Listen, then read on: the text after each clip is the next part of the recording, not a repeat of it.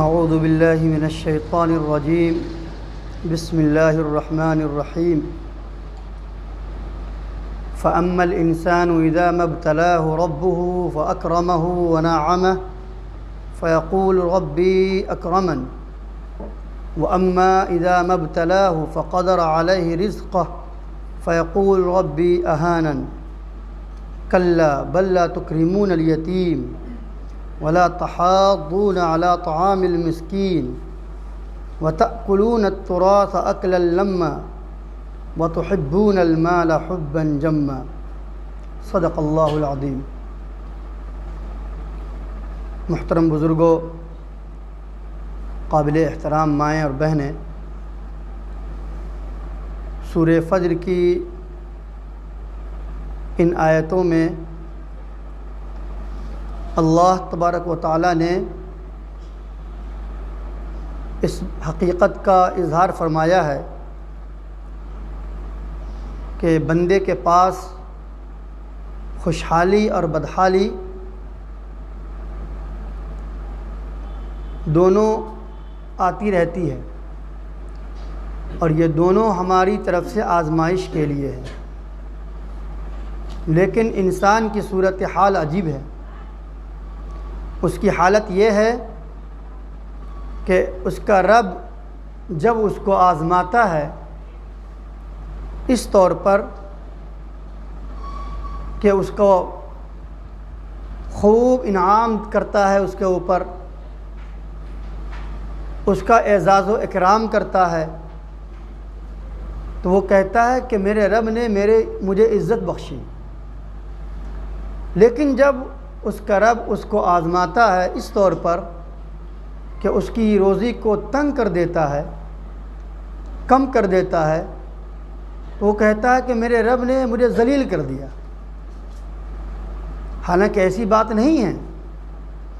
बात असल ये है कि तुम लोग यतीमों का इकराम नहीं करते, उसकी इज़्ज़त नहीं करते, मिस्कीनों को खाना खिलाने की तरगीब नहीं देते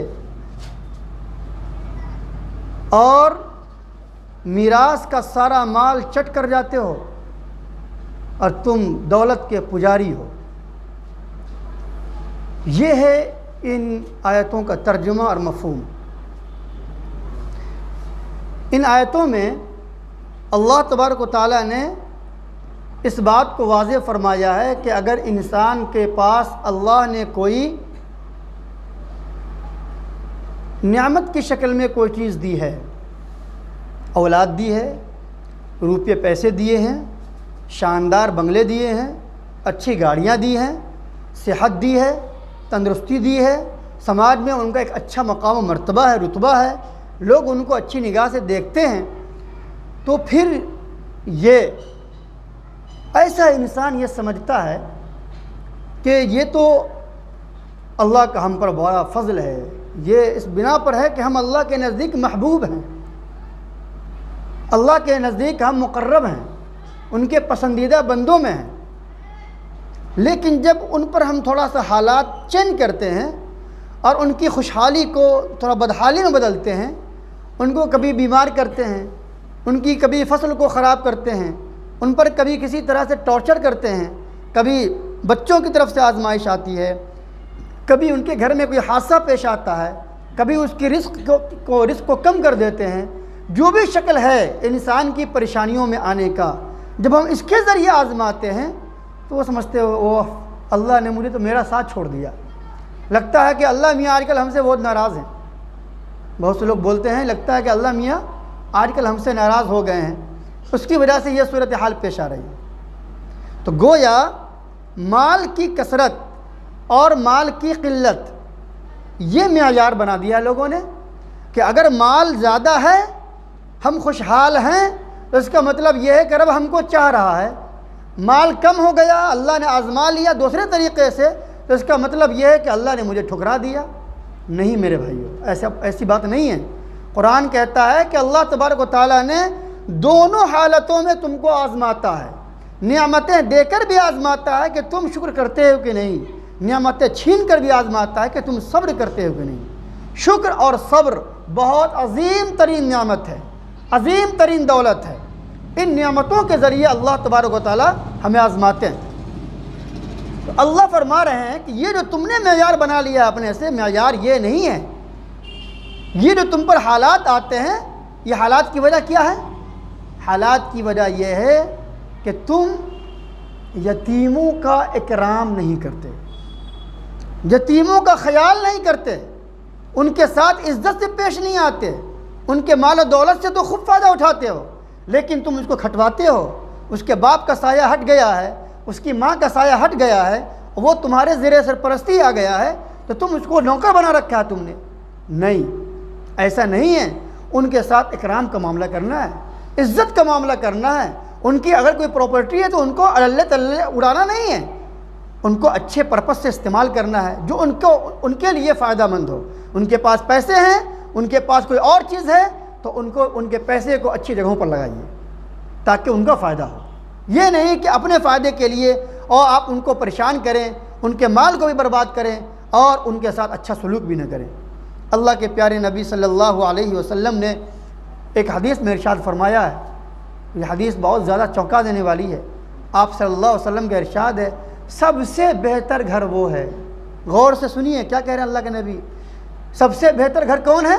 जिसमें एसी लगा हो, जिसमें बहुत से लोग रह रहे हों और अच्छी अच्छी बिल्डिंगें बनी हों, हर तरह का सामान हो। नहीं, अल्लाह के नबी फरमा रहे हैं सबसे अच्छा घर वो है जिसमें कोई यतीम हो और उसके साथ अच्छा सलूक किया जाता हो, और सबसे बुरा घर वो है जिसमें कोई यतीम हो और उनके साथ बुरा सलूक किया जाता हो।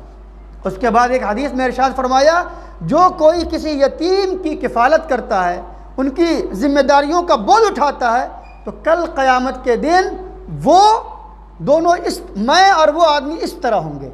आपने इस उंगली को और इस उंगली को इशारा करके फरमाया कि जिस आदमी ने यतीमों का ख्याल रखा है, कल क़यामत के दिन हमसे इतना करीब होंगे जितनी ये दोनों उंगली करीब है, क्योंकि उसने यतीमों की इज्जत की है। और मैं आया हूँ, दुनिया में भेजा इसलिए गया था कि जो दबे कुचले समाज के लोग थे, जिनको इंसाफ नहीं मिलता था, जिनकी कोई हैसियत नहीं थी, उनके मकाम को बुलंद करने आया था। यतीमों की कोई हैसियत नहीं थी उस ज़माने में, औरतों पर बड़ा जुल्म हुआ करता था। उन तमाम दबे कुचले तबक़ों को अल्लाह के नबी सल्लल्लाहु अलैहि वसल्लम के ज़रिए इस्लाम ने इज़्ज़त बख्शी। तो फरमाया अल्लाह ने तुम्हारी आजमाइश की एक बड़ी वजह क्या है कि तुम्हारे घर में यतीम होता है तो तुम उनका ख्याल नहीं करते। उसके बाद दूसरी बड़ी वजह वही है जो कल बयान की थी कि अगर कोई मिस्कीन है, गरीब है, तो तुम उसका ख्याल नहीं करते। तो कोई भी है, रिश्तेदार में, पड़ोस में, भाई हैं तुम्हारे, हम लोगों का अलमिया यह है कि हम गरीब को ढूंढते फिरते हैं, यहाँ वहाँ ढूंढते हैं कि मिस्कीन कोई मिले तो हम उनको पैसे दें, ज़कात दें, खैरात दें, सदक़ात दें। भाई आप अपने घर में देखिए, कोई शर्म की बात नहीं है। आप अपने भाई को देखिए, आप अपनी बहनों के देखिए, आप अपनी फूफी को देखिए, आप इस तरह के जो रिश्तेदार हैं, जो आदमी मुस्तहिक हैं ज़कात लेने के, तो आप उनको देखिए, उनका ख्याल कीजिए। और ये हमारा ऐसा माइंड बन चुका है कि हम सिर्फ ज़कात ही देंगे। अल्लाह फरमाता है नहीं, वलिस्साइली, अल्लाह फरमाते हैं वफ़ी अमवालिहिम हक़्क़ुम मालूम लिस्साइली वल महरूम, कि मुसलमानों के माल में हक़ है, हक़ किनका? मांगने वालों का भी और उन लोगों का भी जो नहीं मांगते हैं, जो खुददार हैं, जो मोहताज है लेकिन अपनी खुददारी के बिना पर किसी से मांगते नहीं। वो किसी के सामने हाथ नहीं फैला सकते, उनको बुरा लगता है कि हम किसी के सामने हाथ फैलाएं, लेकिन वाक़तन मोहताज हैं। आप देखिए उलमा बिरादरी में आपको इतने हज़ारों इमाम मिल जाएंगे, मुदर्रिसीन मिल जाएंगे, जो बेचारे इसलिए किसी से नहीं मांगते कि लोग क्या कहेंगे, लेकिन उसके घरों की हालत क्या होती है आपको मालूम नहीं है। मैंने लॉकडाउन के अंदर मैंने देखे हैं ऐसे ऐसे हालात कि बाद उलमा के घरों में खाने तक के पैसे नहीं, बाल बच्चों के दवा के लिए, इलाज के लिए पैसे नहीं थे, और किस तरह से उन्होंने ज़िंदगी गुजारी। मदारिस बंद हो गए, तनख्वाह नहीं मिली उनको, आज तक 2 साल हो गए उनकी तनख्वाह नहीं मिल रही है। तो आप लोग समझते हैं कि ये हम एहसान करते हैं? नहीं मेरे भाई, कुरान कह रहा है ये हक़ है, हक़। और जब कोई आदमी किसी पर हक़ वाबस्ता होता है तो तुम्हारा एहसान है, आपका एहसान नहीं है, उस बंदे का एहसान है कि कहता तो अपना हक़ अदा कर दे कम से कम, जो हक़ है। और आज हम किसी पर एहसान करते हैं, किसी को चंद रुपये दे दिए तो 10 जगह तस्करा करते हैं। मेरे भाई आपने जो कुछ किए कमाया उसको ज़ाय कर दिया। एहसान करना नहीं है, आपको तो फ़र्ज़ है, अल्लाह ने कहा आपको करना है, नहीं करोगे तो पीटे जाओगे, ये तुम्हारा काम है। तो अल्लाह के नबी ने क्या फरमाया? कुरान की इस आयत ने कि तुम्हारी आजमाइश की दूसरी वजह यह है कि तुम मिस्कीनों का ख्याल भी नहीं रखते और दूसरे आदमी से कहते भी नहीं कि इसका ख्याल रखो।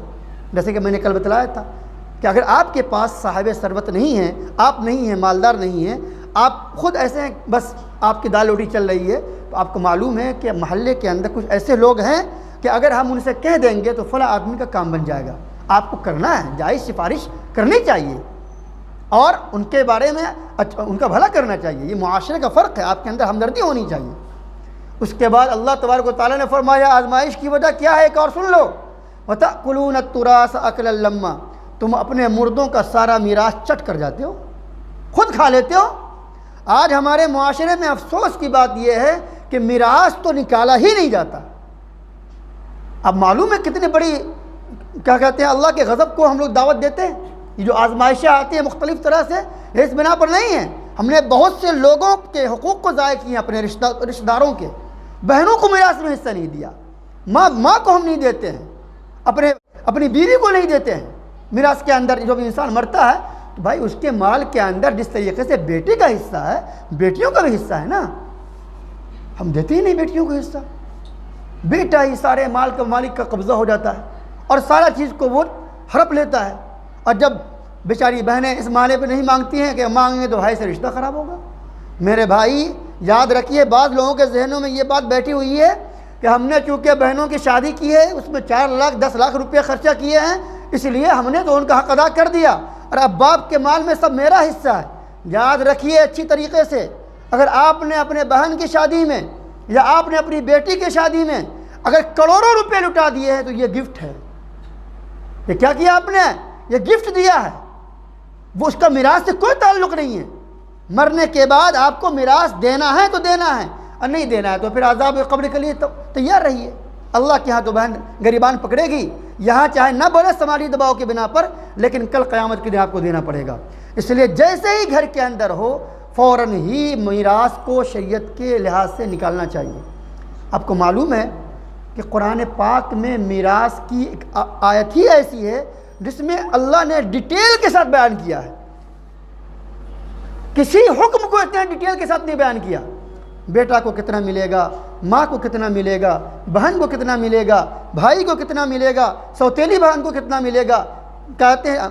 और इसी तरीके से जो पूरे रिश्तेदार हैं उन लोगों को कितना मिलेगा, कुरान ने पूरा उनका बिल्कुल मल्टीप्लाई कर दिया है, हिसाब करके दे दिया है। आपको निकालना है, नहीं निकालते हैं तो गोया कि आप अल्लाह के अज़ाब को दावत दे रहे हैं। और कुरान कहता है कि तुम क्यों नहीं मिरास निकालते, इसलिए कि तुम माल के पुजारी हो।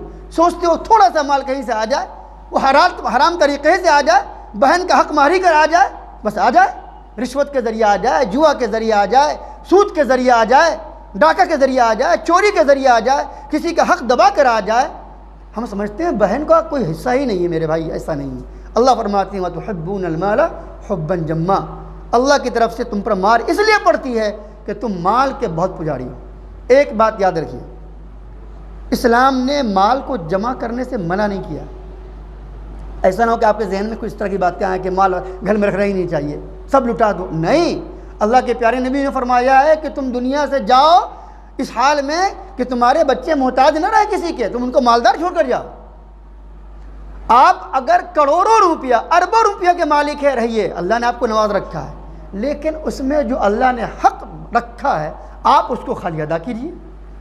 चंद लाख रुपये निकाल दीजिए, आपका सारा माल पाक है, जैसे चाहे खर्च कीजिए अल्लाह के जायज़ तरीक़ों पर, हराम तरीक़ों पर खर्च नहीं करना। अल्लाह ने जो रास्ता बतलाया है यहाँ वहाँ खर्च करना आपको करना है वहाँ। तो माल रखना मना नहीं है, माल के साथ जो गलत तसव्वुर बैठ गया है वो है माल का हक अदा नहीं करते हैं, माल का हक अदा नहीं करते। जिस तरीके से बाप का हक होता है, बेटे का हक होता है और रिश्तेदारों का हक होता है, पड़ोसियों का हक होता है, ऐसा ही अल्लाह ने माल में भी हक रखा है। सारा माल आपको दिया अल्लाह तबारक व तआला ने इसलिए कि तुम भी फ़ायदा उठाओ और तुम्हारे रिश्तेदारों को भी कुछ दो और जो गरीब गुरबा है उनको भी दो।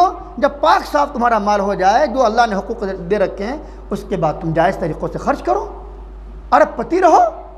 ये अल्लाह की तुम्हारे ऊपर नवाजिश है, मना नहीं करता कुरान इसको। लेकिन मेरे दोस्तों, बाद लोगों के अंदर माल को फजूल खर्च करने की आदत होती है, इससे मना किया कुरान ने। कुरान ने कहा है कि माल की कद्र होनी चाहिए, माल की मोहब्बत नहीं होनी चाहिए। दोनों में फ़र्क है, दोनों में फ़र्क है। माल की मोहब्बत ऐसी कि बस माल आए, वो चाहे जहाँ से आए, कुरान इससे मना करता है।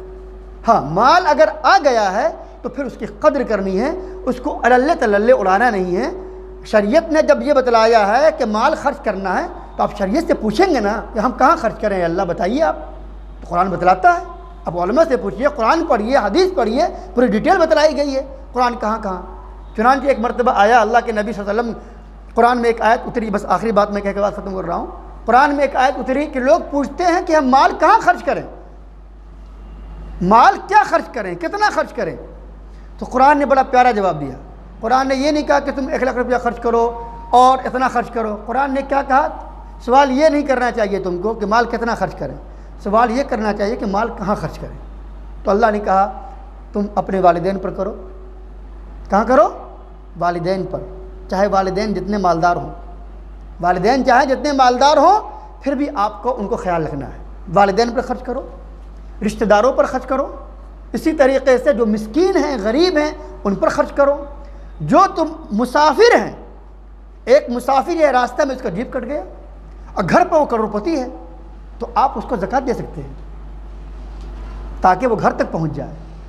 इसी तरीक़े से जो लोग क्या कहते हैं पड़ोसी हैं आपके, उनका ख्याल रखना है। तो गोया कि कुरान ने पूरा डिटेल बतलाया कहाँ कहाँ माल खर्च करना है। इसलिए मेरे भाइयों, अल्लाह ने अगर माल की शक्ल में कोई नेमत दी है तो फिर उस माल की कदर कीजिए, उसकी हिफाजत कीजिए और उसमें जो हुकूक बंदों के रखे हैं उनको आप अदा कीजिएगा।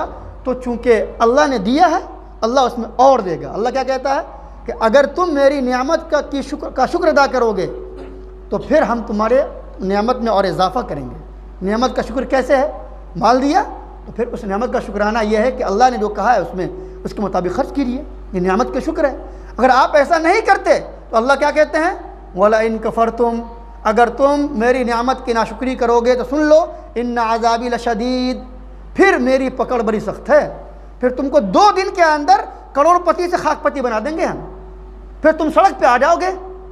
अल्लाह के यहाँ किसी को महल से झोपड़ी में ले जाने में देर नहीं लगती और किसी झोपड़ी वाले को महल में पहुँचाते हुए देर नहीं लगती।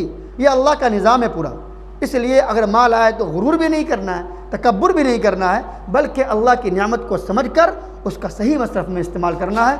अल्लाह तबारक व तआला हम तमाम लोगों को अपनी मर्ज़ी वाली ज़िंदगी नसीब फरमाए और आपकी तरफ अल्लाह की तरफ से जो आज़माइश आए, चाहे खुशहाली की शक्ल में आए या बदहाली की शक्ल में आए, दोनों में शुक्र और सब्र का दामन थामे रहने की हम लोगों को तौफ़ीक़ अता फ़रमाए। व आखिरु दावाना अनिल हम्दुलिल्लाहि रब्बिल